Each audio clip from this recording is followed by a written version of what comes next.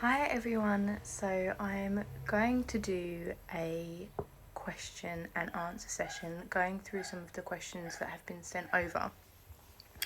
So firstly, I wanted to go over the question in terms of how can I overcome the fear of going out when you can have a sudden painful IBS attack. And I think with that, it's about looking, with CBT, we look at the things that we are fearful of. So in saying that, we often will have situations where we are most fearful of through to situations that we are more able to manage in. So what I would do with that is create like a list of the situations where you are most fearful that an IBS D attack would happen through to the situations that you are least fearful of. And then what you would do, you would start to work through the situation. So you'd start off with the ones you are least fearful of. And once you see that you can actually deal with the situations, you'll be more likely to work your way up through the situation, through to the most feared situation.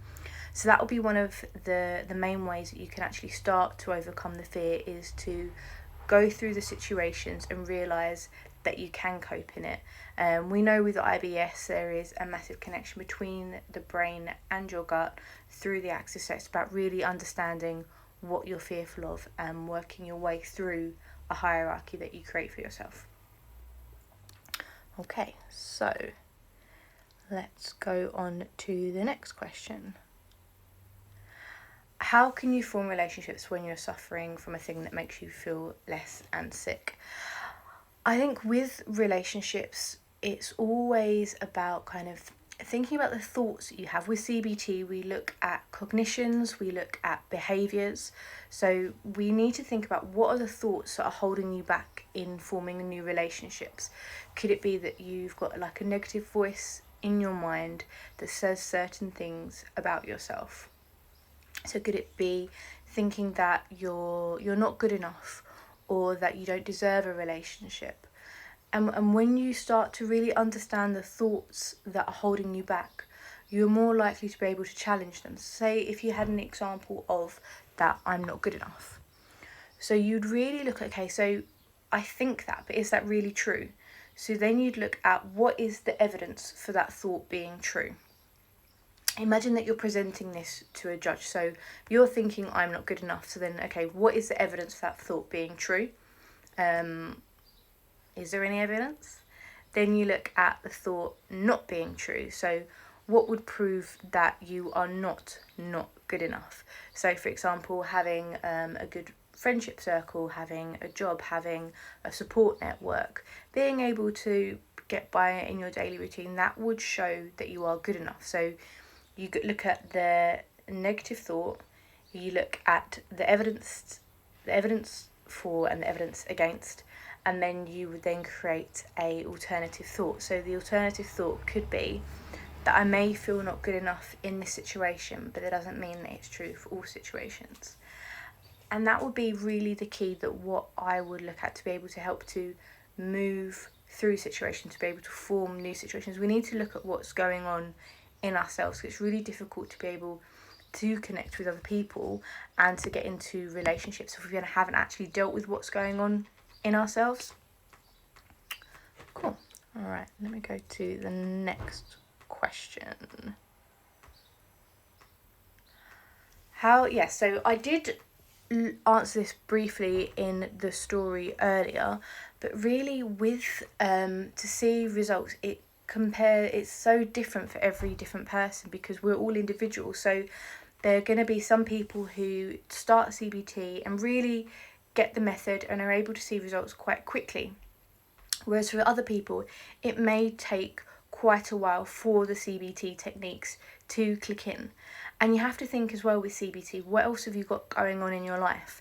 It may be not the right time to actually start therapy. So when you are starting therapy, be really aware that it's the right time for you, so that you're the right time to actually put the work in, because CBT isn't just that you go down and lay on a couch and I or any other therapist waves a magic wand. I wish it was that easy, but unfortunately it's not. With CBT, you have to do work between the sessions. So you need to make sure that you have got enough time to actually put into doing the homework and be able to move forward through it that way. So, and with over in England with the NHS, there you can sometimes have 6 sessions, 12 sessions, 22 sessions, but it is a short-term therapy. So there's no easy way to answer this question, really. It really does depend on the individual, and as I said, the amount of time you're able to put into the stuff that you're doing in the session. Okay, let me go to the next question.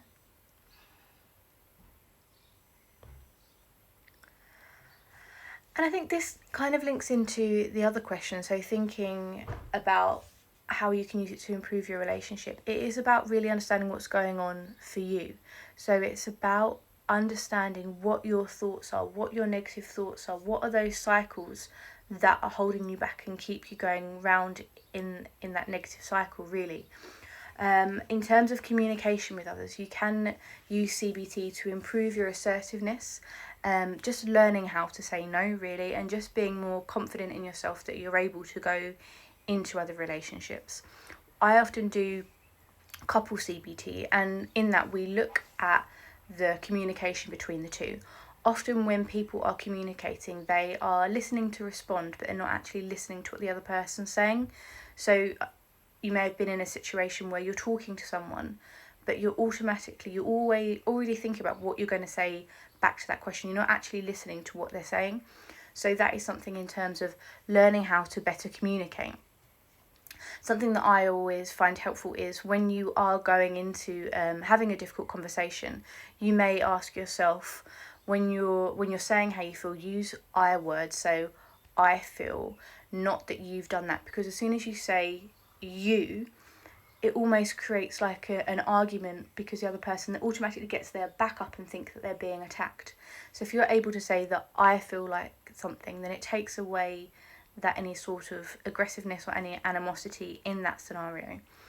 Then you say that you want to say how you feel in that situation. So I feel ...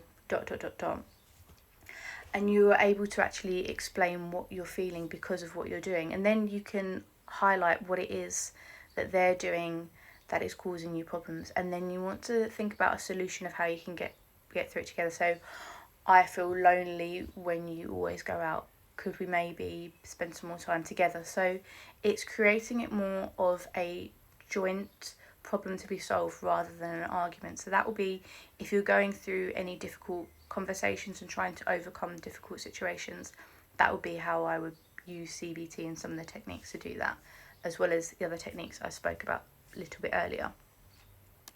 Okay, so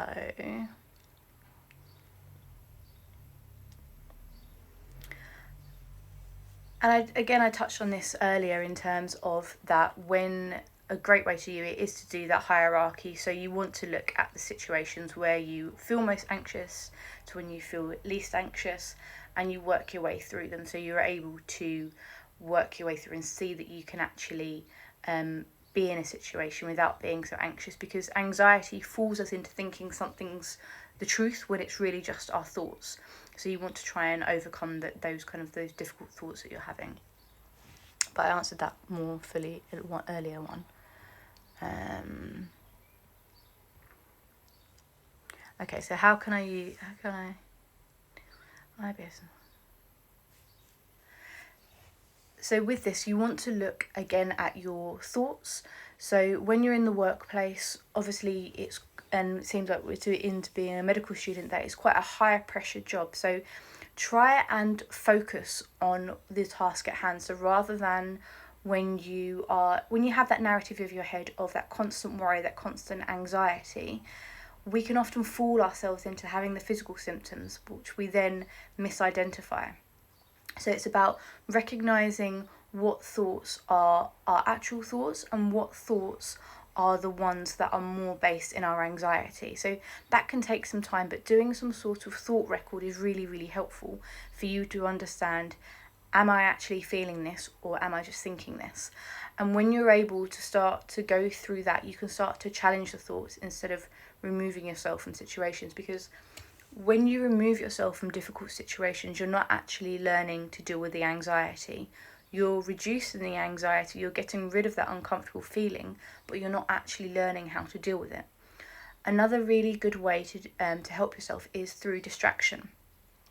Using your senses is a great way to distract yourself. So bringing yourself back into the moment. I've got loads of ebooks on grounding techniques, but just to give you some techniques, grounding techniques are things that bring you back into the moment.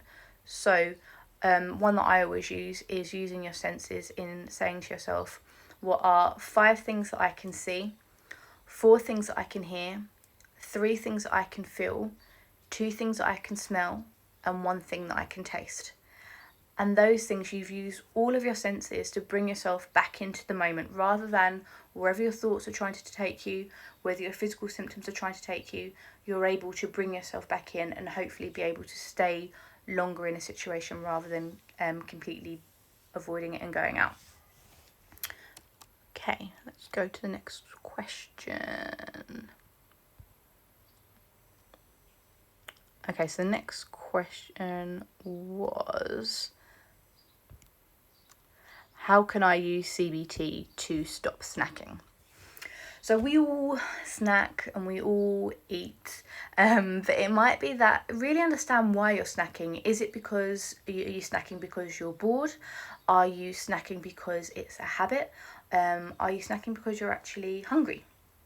So being curious to what emotion is it that's attached to when you're snacking. So again, using some sort of record would be really helpful for this. So recognizing when you're snacking, so looking at the situation, looking at the emotions that you're feeling, looking at any thoughts that you're having in that situation, also looking at the physical symptoms. So are you feeling tense? Sometimes our physical symptoms can be more indicative of the emotions that we're feeling.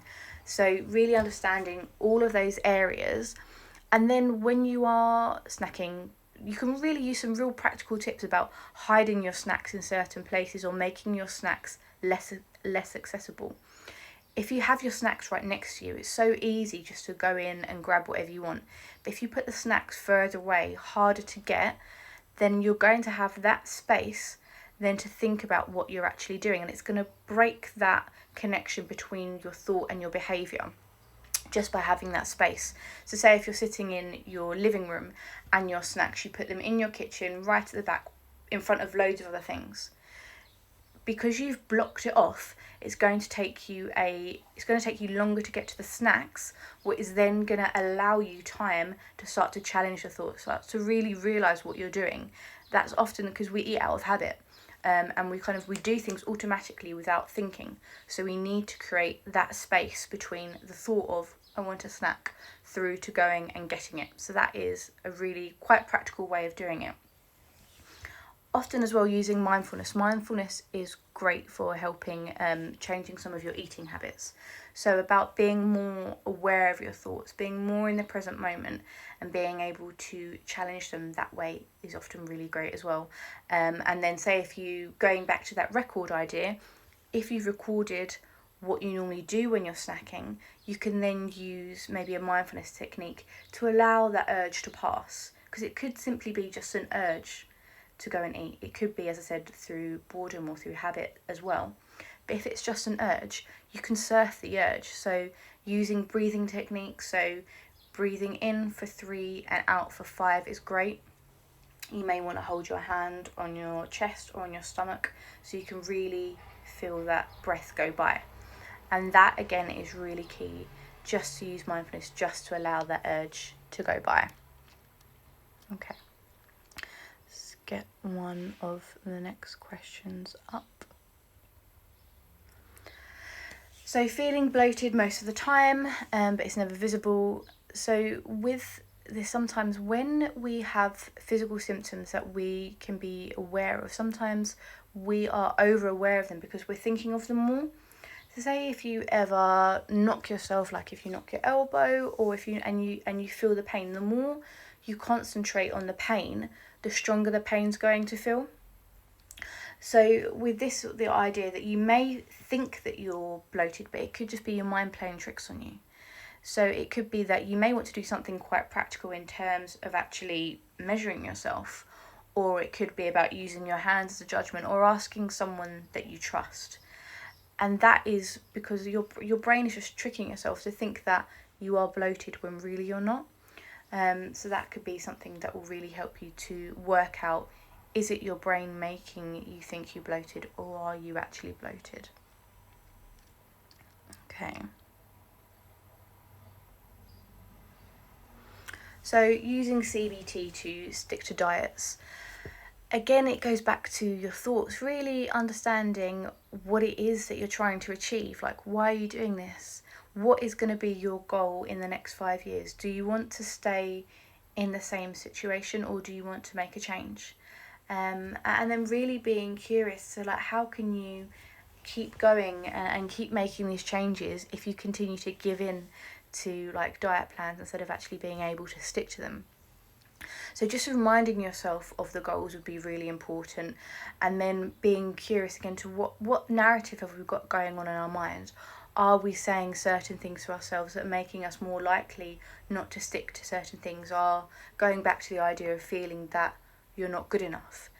Are those thoughts the ones that are actually keeping you from not sticking to things? So being really curious of your thoughts, really challenging those negative thoughts through, as I mentioned before, the evidence for and against and alternative thoughts.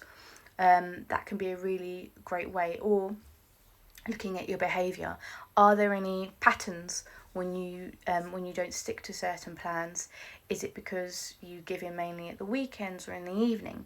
So having a record is always a really good place to start off with any sort of CBT, because the record gives you evidence, and through the evidence then you've got a clearer mind of what's going on for you and how you're behaving in certain situations. And once you can see the evidence, you can then see some sort of patterns and work through it that way. Okay, got a few questions left.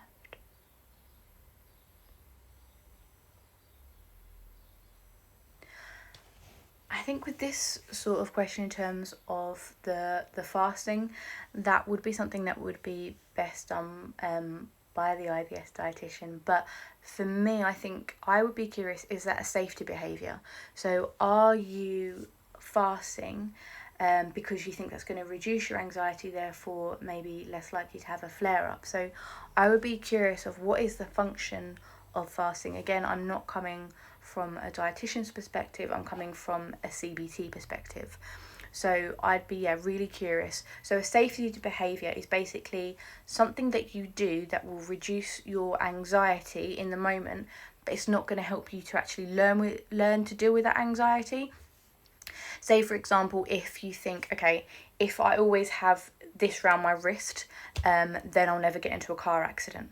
So then I never take this off because of the fear of having a car accident. But really, this isn't stopping a car accident.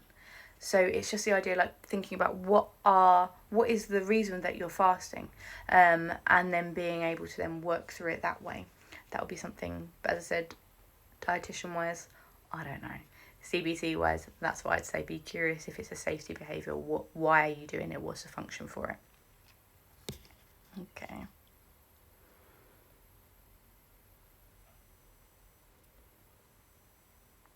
Okay, so this is my last question. So if anyone has any more questions, I'm staying on here till past, so send me some more questions. But this is the last question, and you are welcome. I hope that was helpful.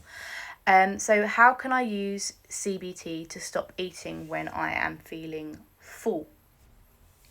Right, again, it goes back to the thoughts and the feeling. So we know emotional eating, we always do it. So it's kind of, when we're celebrating, we eat. When we feel sad, we eat. Obviously, we eat different things for different reasons, but often when we are eating, it is related to how we're feeling, or, as I mentioned, the idea of just eating out of habit.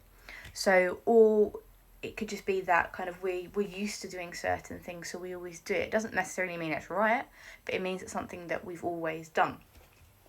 So yeah, so I would, again, be looking at, okay, why am I still eating when I'm full? Is it because that I am feeling a certain emotion?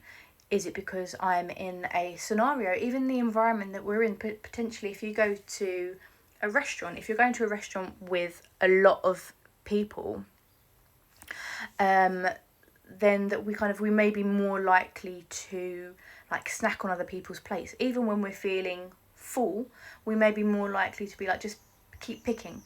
So again, so that could be the reason. So looking at the situation where you keep eating when you're full, looking at, again, what emotions you're having, why you're actually still eating, and looking at the thoughts that are going on in our mind as well. Someone just sent a question in here. So in terms of obviously the difficult world that we are in, we're often finding it really difficult to actually go about our normal lives. Things are starting to go back to semi how they were, maybe. We don't know where we're going to be. But in terms of actually managing our thoughts of what's going on in the world, I would say be curious to what sort of thoughts you're having. Notice if like you're constantly reading the news, or if you're constantly talking about certain events. Is that making you feel more anxious or more distressed? And if so, it may be about limiting the amount of news that you watch or limiting the time spent. And then be really aware of where you get your sources of information from. Are you kind of scouring through social media for your information, or actually are you looking on recommended, trusted websites? And then if you are noticing that you're feeling quite negative in your mind, try and look at the good things in every day. So maybe look at, okay, what is something positive that's happened for me today? So practicing something called is just gratitude. So what am I grateful for? So instead of focusing on all the things that are going wrong in the world, just focus on some of the things that are going well for you. And you may look at, there's some websites that just have positive news. So it might be that you just look at the positive news rather than looking at the negative things that are going on in the world. And it's not to ignore them, but you just need to really, really look after yourself. And one of the key things that I found really helpful during this time is focus on the things that you can control and not the things that you can't control. There are so many things that are way out of our control that we can't control, and there's no point winding ourselves up on going over certain things if we can't control it. So focusing on what you can control, which you can control your thoughts if you put some work behind it. And again, like focusing on the positive. So at the end of the day, spending time just writing down 1 or 3 things of things that you are grateful for, things that made your day better. And it can just be little things like having a really nice cold drink that you really like, or it could be bigger things of having a roof over your head. Just focusing on what are you grateful for, or what has been your high point of the day is obviously really key during this time. Right, I think I have answered all of the questions. So in terms of, if anyone has any questions, please write them down in the box or send them through to me. As I said, we've got a couple more minutes left. I mentioned one of the things that did come through quite a lot is to do with stress and how you manage your stress. And I did speak about on the stories earlier about the idea of a stress jug. So being really aware of what your stress levels are, how you can manage your stress, and what triggers do you have that may increase your stress. So what are the things that make you feel more stress? So again, imagining a jug, and your stress is like a certain amount of water in that jug. And everyone has different levels of water. That's completely fine. We're all different people. But then the bit between the water and the top of the jug is called your buffer zone. So that's basically how much stress you can manage before you become completely overwhelmed. So within that, you may have things that slowly make your water, so your stress, creep up. Or you may have massive stressors that come flying into your life that really make you completely overfull with your stress jug. So you really want to be aware of what your triggers are, whether it's the little triggers or whether it's the big triggers. But then also, what can you do to reduce your stress? So what can you do to empty out the jug? So looking at Does yoga help you? Does meditation help you? Does going for walks help you? Does talking to people help you? All the things that help to empty your drug to keep you at that level of kind of that normal stress that is manageable for you. And then not to be, that there will be some stressors that will continue to go around, like work stressors or longer term stress. So they will kind of flow out your drug and then keep going back around. So be aware of those and still notice how you can manage and kind of keep going. So the key thing is to know your triggers, know what keeps you to kind of manage your stress, know what level of stress that you normally deal with, and also being aware in terms of what are your indicators that you're starting to become overwhelmed. Do you find yourself not eating too much, speaking to people, not speaking to people? So they would be the indicators that you're starting to creep up into that buffer zone, and then you're working your way towards feeling overwhelmed. Someone just asked a question down here. In terms of picking a therapist, I would say wherever you're from, the therapists that are accredited and registered with the recommended bodies often go onto them. So in the UK, we've got the BABCP. So if you go onto that website, it lists all the registered therapists. In the UK as well, we have Counselling Directory and Right Therapist. I think there's probably some more, but you want to make sure that your therapist has the right qualifications and has accredited by the registered bodies and the regulatory bodies. But also make sure that you get on with your therapist. So when you're looking for a therapist, don't be afraid to really speak to quite a few, because you're going to be using this person to speak about some things that are really, really private to you, and maybe some things that you don't tell anyone else. So you really want to make sure you click with that therapist, you trust them, and you can get on really well with them. So yeah, don't be afraid of kind of speaking and having loads of consultations. That'll be really helpful. Okay, right, so I have gone through all the questions and we are just about out of time. So I want to just thank you everyone for joining. I hope you've got some things out of it. My handle is kelly.the.cbt.psychologist. So if you've got any further questions, obviously I'm doing a takeover today, and Kirsten's on my page doing a takeover. So yeah, thank you so much for joining. I hope you have found anything or something's interesting, and yeah, if you want to connect with me, feel free. Thank you. Okay. In terms of a gassy stomach, again, I think that would be best for the dietitian to answer, so I'm going to leave that question there, but I'm sure she'll be more than happy to answer. But thank you everyone, and I hope you have a good evening. Take care.